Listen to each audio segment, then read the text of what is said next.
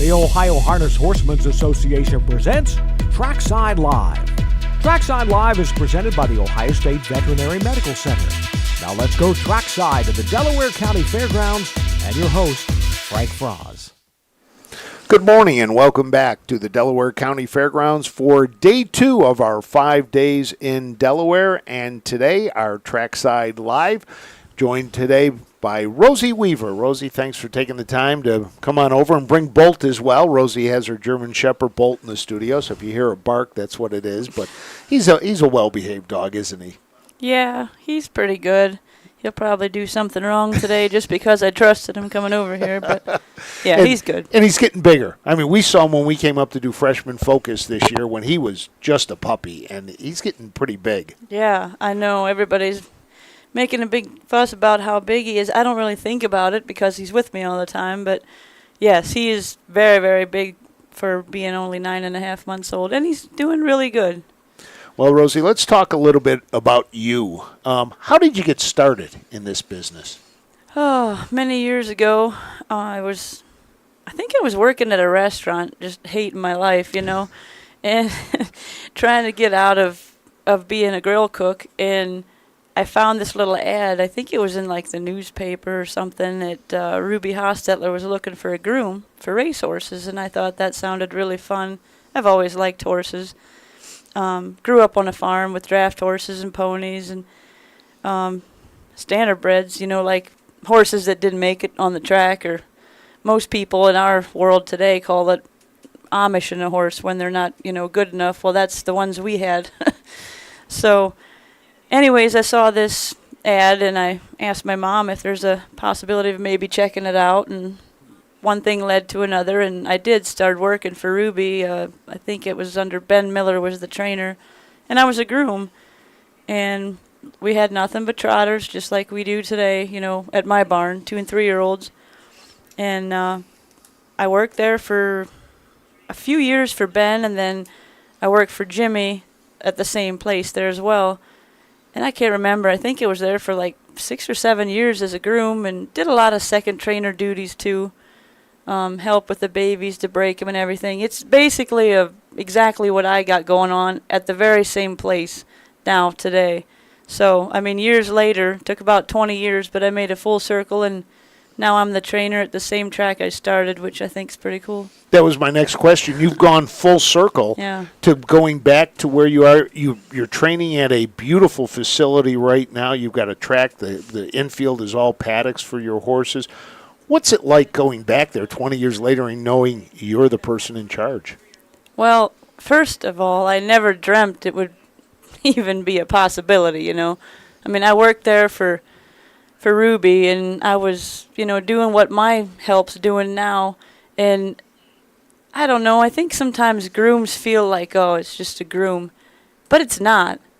I think the grooms get overlooked in our business a lot. Because if you don't have a good groom taking care of your horse, I don't care how good you are as a trainer or how great of a horse your owner buys you, you still have to have a great person taking care of them. And even second trainers, joggers, we really don't give them enough credit for the team part that they really are, and especially my stable. But like I said back then, I was like, oh, I'm just a groom cleaning stalls and spraying horses, and that's not it. I might be the trainer today at that place, but my job back then was, very important as well, just as much as my grooms today working there. So, does knowing where you came from and how you came through in the business help you be a better boss to your staff? I think so. And that's one of my biggest things as being a trainer is to never, I never feel above anybody that works for me. I know at the end of the day, the decisions fall on me. If I tell my grooms to do something and it's the wrong thing, it's not their fault. It comes from me. You know what I mean? But Jimmy Smith was a great example of that. I always thought that he treated everybody fair when I worked for him. Never felt like I was, 5 steps below him or anything like that. And he did really, really well that way, and it really shined through to me to always, like I said, I might be a step above just like the responsibility reasons and the choice. Being a trainer is not an easy task, but I still, at the end of the day, always try to make sure and treat everybody fair and right, and not be, looking at myself like I'm above them by any level. I'm not afraid to grab a pitchfork and clean a stall. In seeing you at all the fairs that we do, you do have one of the hardest working staffs out there. Whenever I am around and before races or that, they're not standing around. They're working and hustling. Where do you find your grooms, and who are some of those hard workers that you have working for you? Well, I have, there's 3 of them that are working for me now, 3 of the boys that come to the fairs a lot, and then there's 2 girls. Then all 5 of the ones I'm about to name grew up Amish around the area where I work at now and where I grew up. And there's a girl at home, her name's Miriam. It's Davy that you see all the time at the fairs. It's his sister, and she never, hardly ever comes to the track. And it's just something we kind of worked out where she started working. She kind of prefers not to go to the races a lot, but she takes care of the horses just as well and works just as hard as anybody in my stable. You just don't see her. So I don't want to leave her out. She's done an amazing job with Itty Bitty Blue.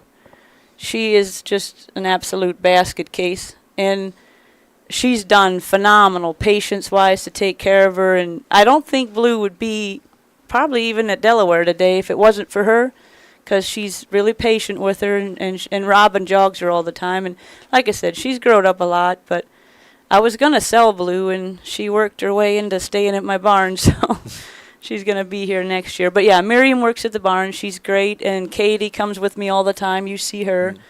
Her and I can probably race a whole trailer load if we're scattered out far enough.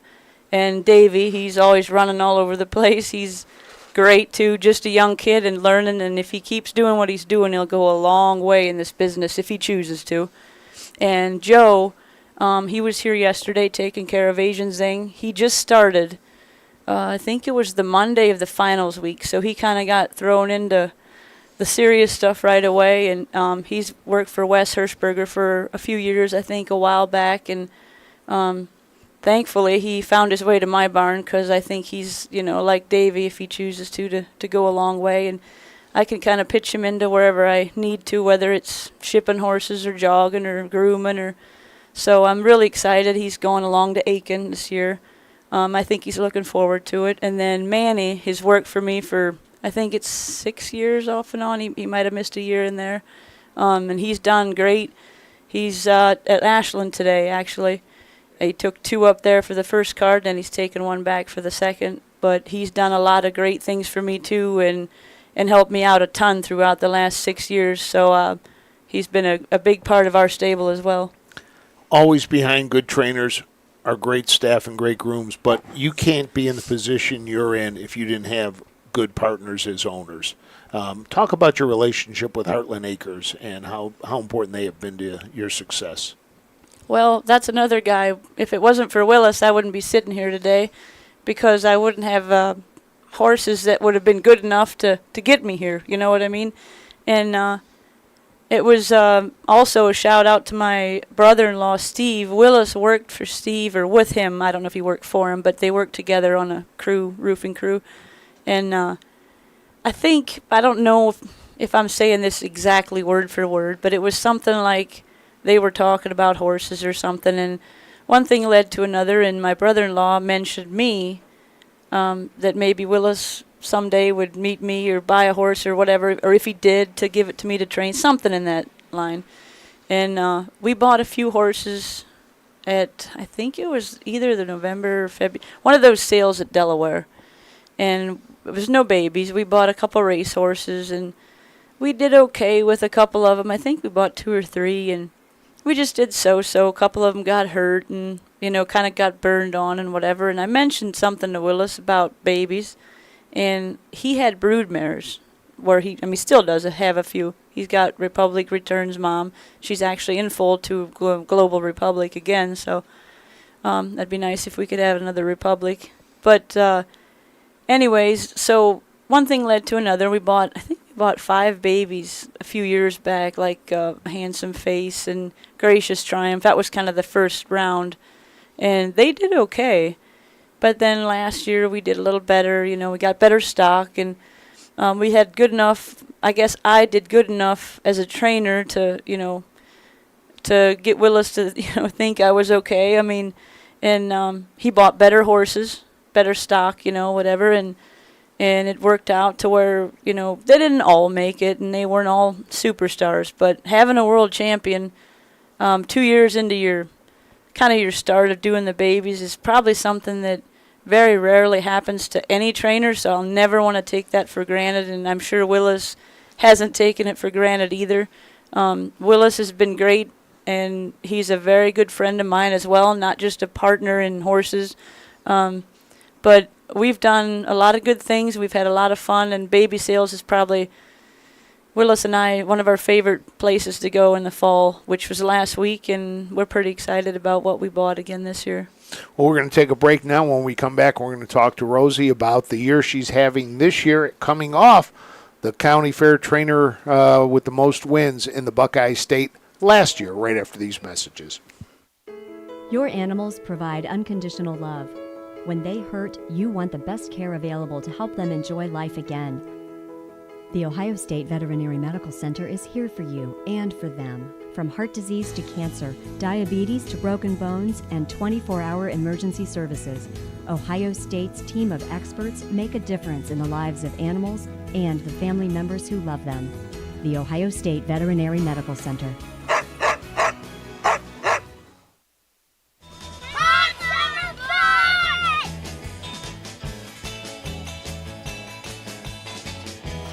Sun's out, guns out, hot summer fun.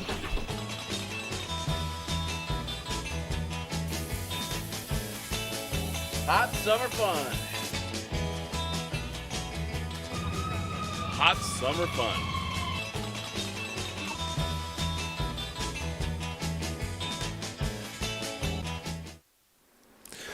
Welcome back to the Delaware County Fairgrounds in Trackside Live. I'm Frank Froz along with Rosie Weaver. Thanks for joining us on this Monday morning. You started back in 2008, training and driving. First things first, which one do you like better, driving or training?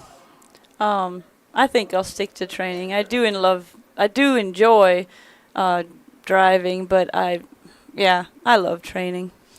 Do you remember your first training win? Officially? Not for sure. Peggy Lane. Okay. At the Canton Field Fair. Yep. You remember your first driving win? I think Just Judy. You got it. Mansfield. It was a horrible drive. Terrible. Well, it had to be pretty good. You won. I popped out of the 2-hole, and thankfully I had a good horse I was driving.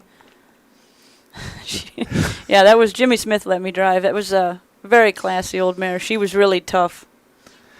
Last year, you were the top trainer on the fair circuit in the state of Ohio, which I know meant a lot to you. This year, you sit third. You are all over the state of Ohio when it comes to the county fairs. We see you in the OFRC. We see you in the Home Talent Colt Stakes. We see you down in the Southern Valley. How do you do it? I mean, and why so much fair racing? Well, first question, how do I do it? Leads right back to good help. Robin Miller, like I said, he's a guy that's never going to walk around and say, I help Rosie Weaver and I do this and I never. And he doesn't get enough recognition because today I'm here, Manny's at Ashland, guess who's at home making sure everything gets done right? Robin. And I don't have any question if something's not going to get finished, will something get shortcut? No. He's an absolute rock to my stable.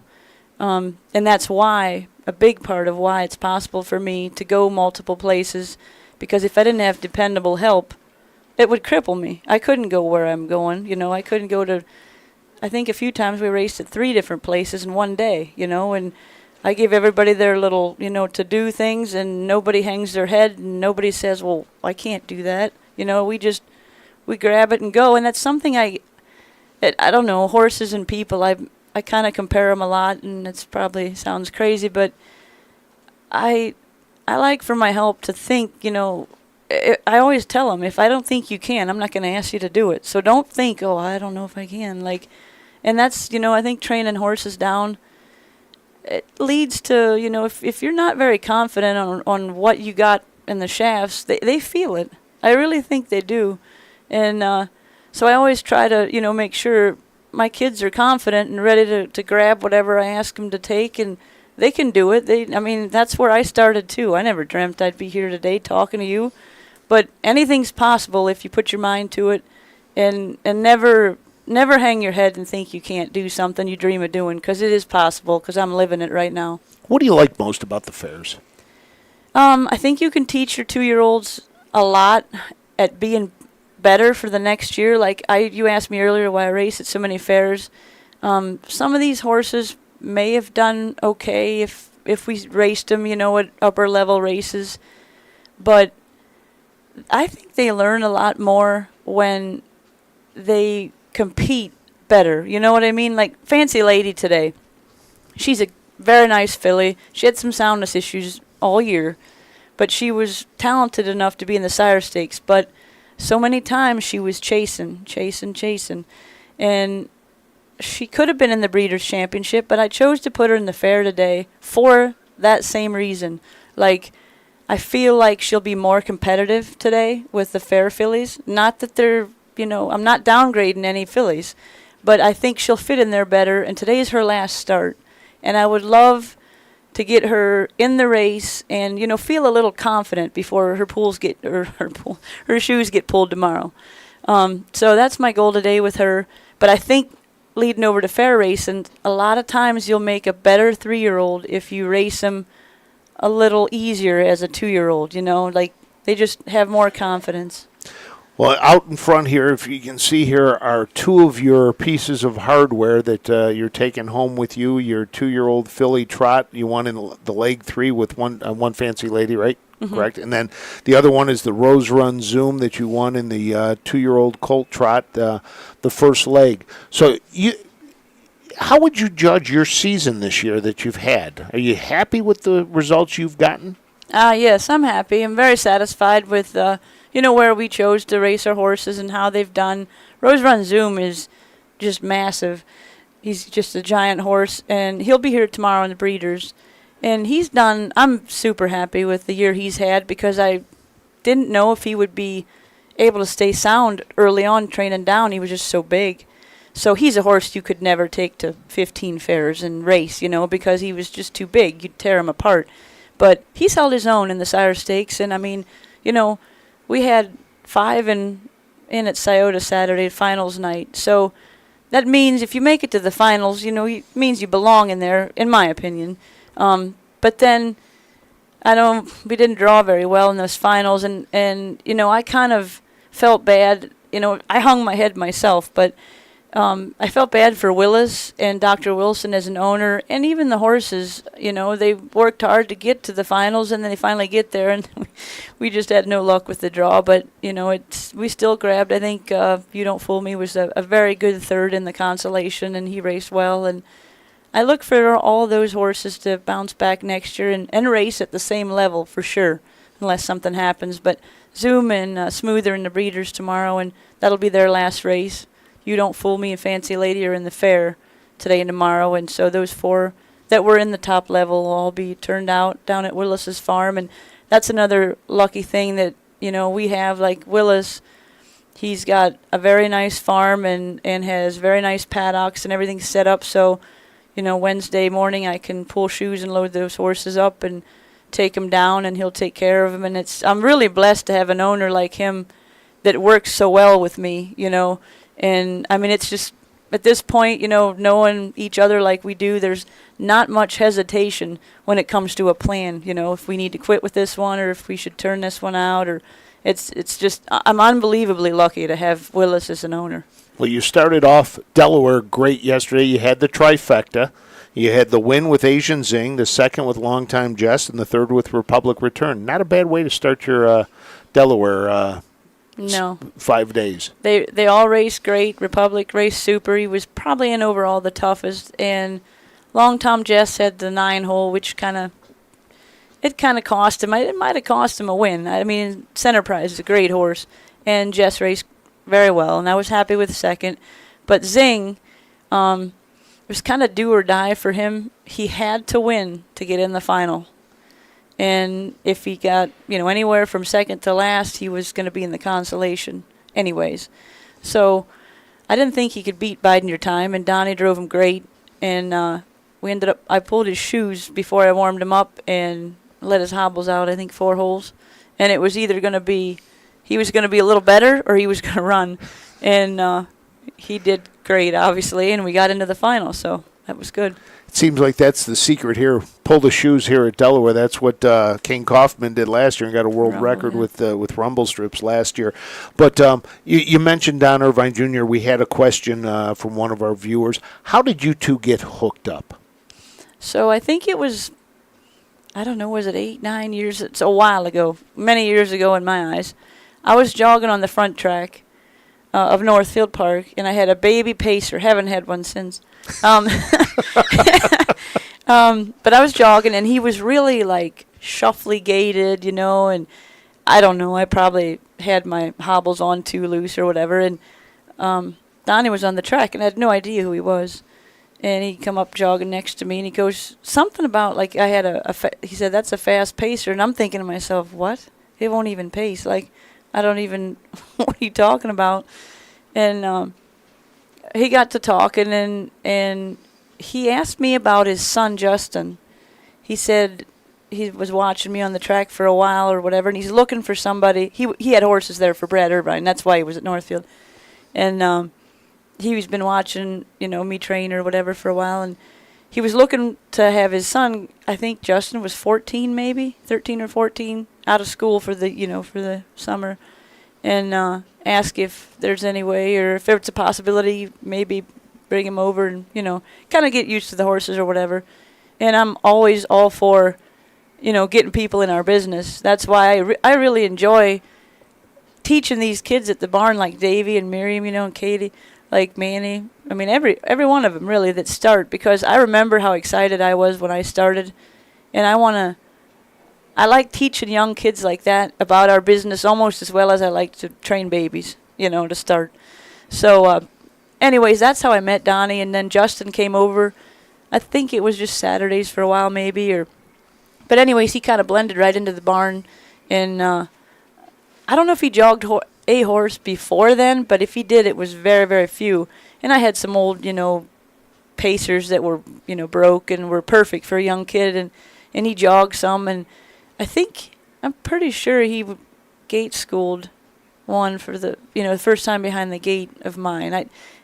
Curtis Grismore did too, and I can't remember. There's been a few kids like that, and I don't remember exactly how it went, but Justin learned, basically how to jog and did a bunch of barn, did great, the barn, and we had a fun summer. I think he had a Payson filly we bought for him, and Fox Valley Smooch, and he took her to the matinees, and it was just a great summer, but that's how I met Donnie right from the get-go. Yeah, it's been a great relationship. He's driven a lot of your horses, and again, drove yesterday for you as well in that. Well, we're going to take another break, and when we come back, we'll wrap it up with Rosie Weaver. She's got some horses in today. We'll talk about today and what's on Rosie's bucket list here in harness racing right after we return to the Delaware County Fairgrounds. Athletes, they come in all shapes and sizes. They catch, they leap, they run.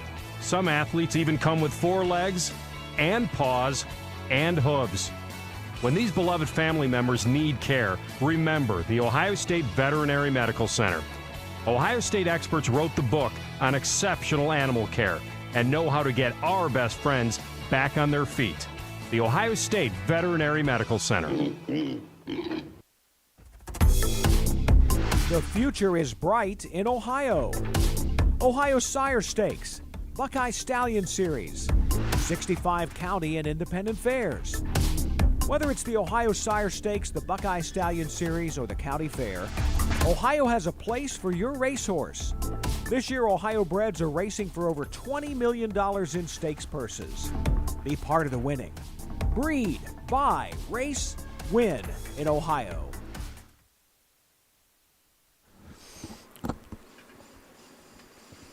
Welcome back to the Delaware County Fairgrounds in Trackside Live. Frank Froz along with Rosie Weaver. How many you got in today? 3. Who do you got? Eckerd Hill Carry, Itty Bitty Blue, and One Fancy Lady. Are we going to get a blanket? You talk about that. You were talking about, excuse me, your one owner who just wants a blanket. Just wants a blanket. I know, and I couldn't even get that job done this year. You know, he, I think he just bought in, I don't think he even owned half, but he owned a piece of Flexi Lady. And Mark and Kathy, I met them a few years ago at one of the fairs where they were racing, and very, very good people. And they asked me to train Flexi this year, you know, for him, and she's done good, but it's not, you know, she was a homebred, and it's not like they went to the sale and spent $100,000 on her or whatever, and so it, you know, being a homebred, it means a lot for them to even get her to the races, and they enjoyed the summer following her and stuff. And I think she had, I don't know, 6 or 7 thirds. She was stuck on third all year, and she had a second, but Dave came to me early, and he's like, Rosie, he said, all I want is a blanket. I just want a blanket, and I don't want to go to Walmart and get it. And I said, we'll get you a blanket, Dave. And I lied. I never got a blanket, and I think she's the only 2-year-old that just, you know, she was in with some nice fillies here and there and whatever. It just never worked out, and I actually pulled her shoes this morning, and she's going out for the year, so. One of the goals for next year, then. One of the goals for next year. Are you happy with where you are professionally right now? I am, but, you know, the day you think you know everything about your job, or the day you're satisfied, is kind of the day for me, the way I was brought up and believed, to hang it up. You know, I think there's always room to get better and keep improving. And, I mean, I would love, one of my goals would be to win the Sire Stake Championship. And the last 2 years I've had horses in there. Last year I had a real legend, you know, in the 2-year-old colt trot. And this year I had one in each of the trot and the filly. So we're going the right direction, but you know, there's great trainers in our business in Ohio, and to beat, you know, Beaver and Burke is a tall task. They're great trainers, so, I mean, I don't think it's impossible. We're going to keep trying, but that would be one of the biggest goals for me, you know, as of now, to win a Sire Stake Championship. What's the one bucket list thing for Rosie Weaver in this industry? Win the Hamiltonian. I don't know if it's going to be possible, but I don't think it's impossible. We had a nice horse last year and a real legend. I mean, he was a world champion, and he was just a great horse. And unfortunately this year, you know, his season started good, but then he got some odd bone disease. And, I mean, he went from being, you know, what we thought would be our best horse for sure this year to being a field ornament. Like, I mean, he obviously could jog, but he's in no shape to race. So he pulled his shoes, and he's been off for a while, and hopefully we got him on some supplements and stuff. But, I mean, to bring him back is no guarantee, but we're going to keep him. He obviously owes us nothing, so we're going to keep him, and I'll probably take him back down to Aiken and see if we can train him back. I really hope we can. But that horse was not far from being a Hamiltonian caliper type horse that he could have competed with, I think, some of the very best horses in our industry. So, but that would be my bucket list, and then, well, I'm not going to give up just yet. Well, good luck getting to the Hamiltonian, get that Sire Stakes win, the Hamiltonian, and you'll have everything you've set out to do. Yes. Want to thank Rosie Weaver for joining us this morning on Trackside Live from the Delaware County Fairgrounds. Tomorrow we will have Austin Hanners joining us as our guest on Trackside Live as the wind picks up a little bit here. Please come back and join us about 12:40 when we'll have Countdown to Post Time, and then following that, day 2 of 5 days in Delaware. Thanks again for joining us for Trackside Live. We'll see you for Countdown to Post Time later this morning. Goodbye, everybody. This has been Trackside Live. Trackside Live is presented by the Ohio State Veterinary Medical Center. Trackside Live is a production of the Ohio Harness Horsemen's Association.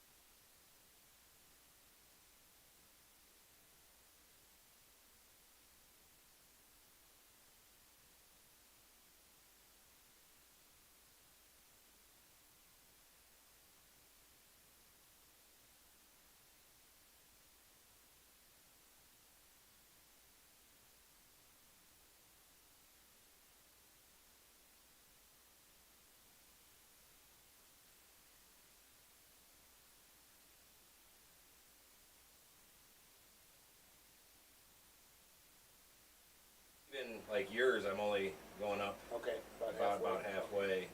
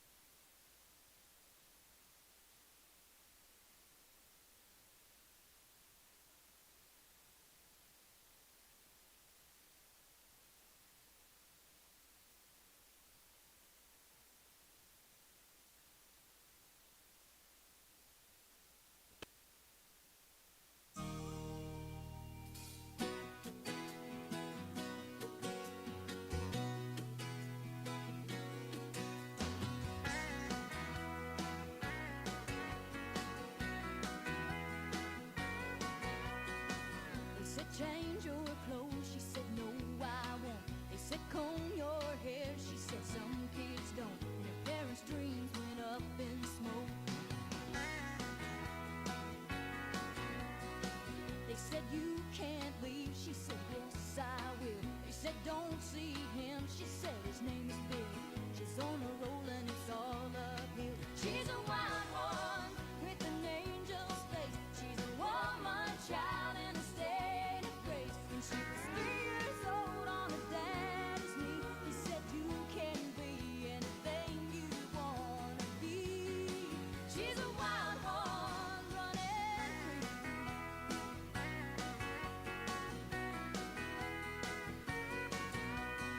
She loves rock and roll, they said it's Satan's time. She thinks they're too old, they think she's too young.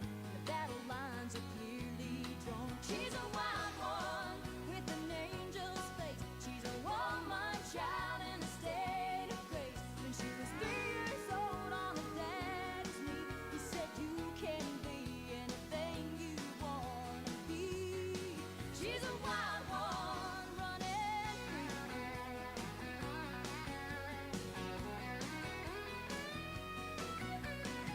She has future plans and dreams at night. When you tell her life is hard, she says that's alright.